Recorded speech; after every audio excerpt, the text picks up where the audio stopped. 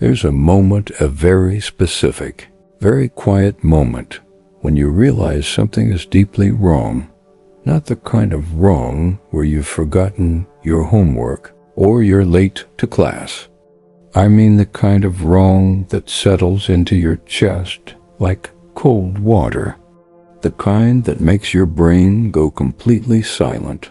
That moment for me happened on a Tuesday morning in October.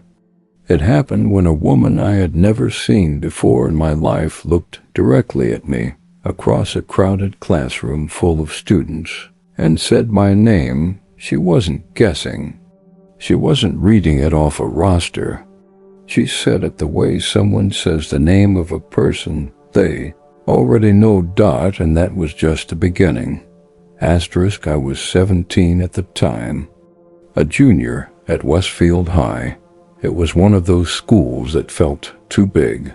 Long hallways, flickering fluorescent lights, the kind of place where you could disappear into the crowd and nobody would notice for days.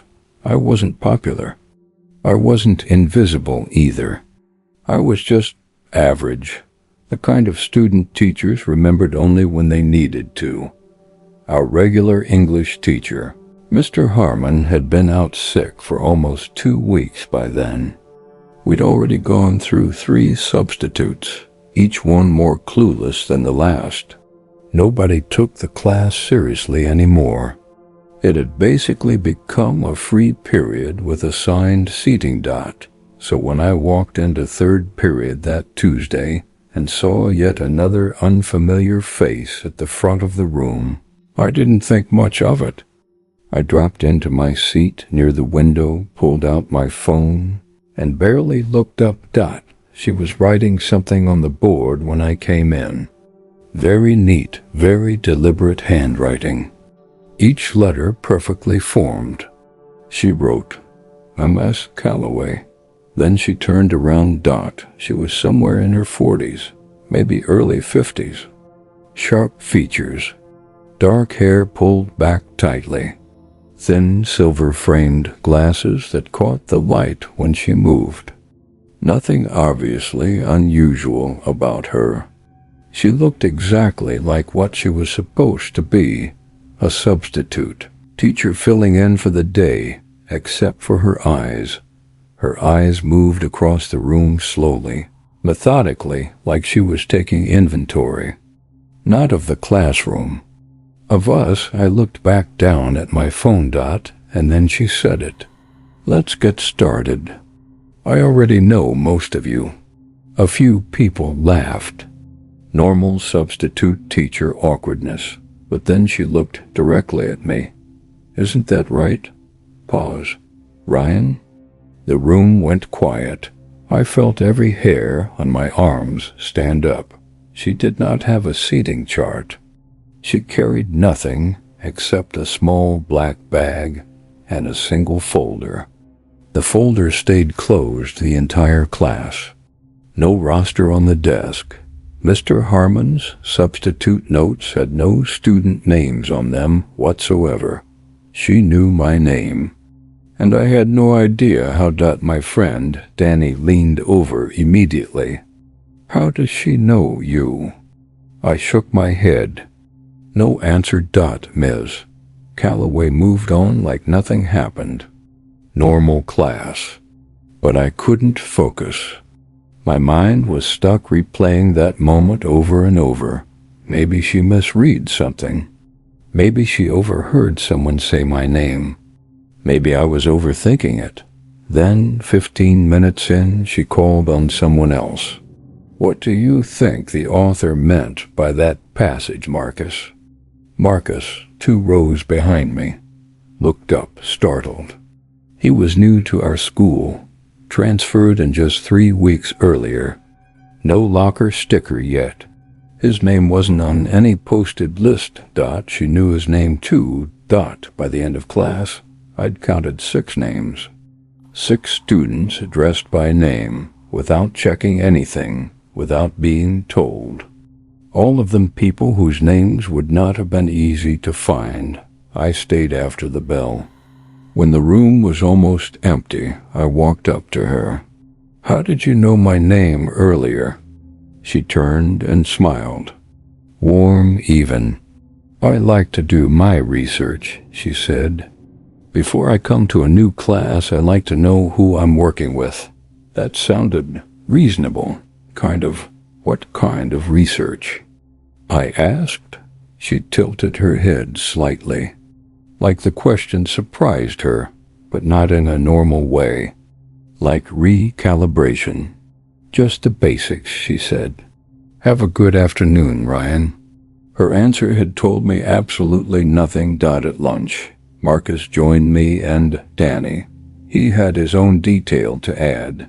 "She called me Marcus," he said. "But I go by Mark. Every teacher here knows me as Mark.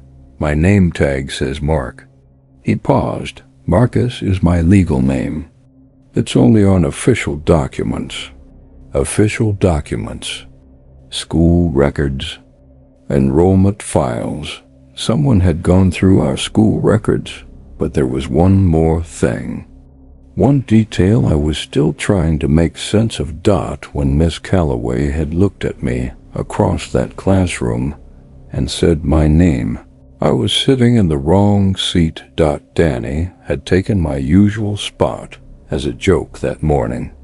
I was sitting one row back, one seat to the left. If she had a seating chart, even an unofficial one, she would have looked at the wrong desk. She hadn't looked at the wrong desk. She had looked at me. I went to the school office the next morning. I asked Ms. Patton, the secretary who knew everything about how the school operated, about the substitute from the day before. Ms. Patton frowned, turned to her computer, typed, waited, frowned deeper. "We didn't send a substitute to third period. English yesterday," she said. I stared at her. "Mr. Harmon's class has been on independent study this week. No substitute was assigned." What followed was 2 hours of confusion, pulled from second period, sitting in the principal's office, watching adults make calls and check records and speak in low, urgent voices. Here is what they found. Miss Calloway was real. Licensed substitute teacher. Clean record. Years of experience. She had also called in sick that day. She never came to our school that Tuesday. She was at home, confirmed by 2 separate phone calls. Someone had come to our school pretending to be her. Someone who knew her name, knew she was registered with our district, walked into a classroom full of teenagers, and spent an entire period matching faces to names she had already looked up. The police were called. A report was filed. Security footage showed a woman entering and leaving, face partially obscured, dark coat, silver-framed glasses. They never identified her. They never found out how she accessed the student records. They never determined what she wanted. I've thought about this for years. I've turned it over and over, looking for the explanation that makes it mundane, a mistake, a misunderstanding, something with a clean and boring resolution. I haven't found one. The most likely theory, the one the detective leaned toward, was that she was targeting a specific student, using the classroom visit to confirm who someone was in person before making a move. If that's true, she never made that move. Nothing happened to any of us. When I think about that detail, every single time I'm in a new room full of people, she didn't look at my seat. She didn't look at a chart. She looked at me, like she already knew exactly who I was, and I still don't know why. If you've ever had an experience where something felt deeply wrong, trust that feeling. It exists for a reason. Stay safe out there, and subscribe for a new story every week.